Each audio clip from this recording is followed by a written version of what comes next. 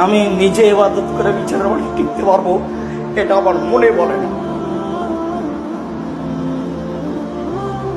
যদি আপনাদের পক্ষ থেকে কোনো দোয়া থাকে, যদি আপনাদের পক্ষ থেকে আল্লাহর কাছে কোনো কথা কবুল হয়ে যায়, তাহলে হয়তো সফল হতে পারবো কিনা আমি বলতে পারছি না।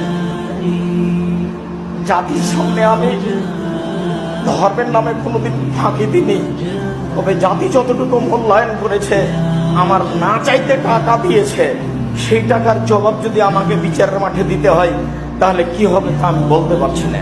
তবে আমি জাতির কাছে কোনোদিন পয়সা চাইনি। জাতিকে বলেছি জামিয়া সালাফি আপনাদের জন্য থাকছে সম্পদ। আমার মনে বড় সাধ, এদেশের মাটিতে আমি উন্নত মানের প্রতিষ্ঠান গড়বই গড়বো ইনশাআল্লাহ, যেখানে বাংলা, ইংরেজি, আরবি উন্নত মানের শিক্ষা ছেলেমেয়েরা করবে এবং জাতির অন্যায়ের বিরুদ্ধে লড়বে মুখে কলমে মিডিয়ায়। এই অপেক্ষায় আমি আছি, সেটাই জামিয়া সালাফিয়া।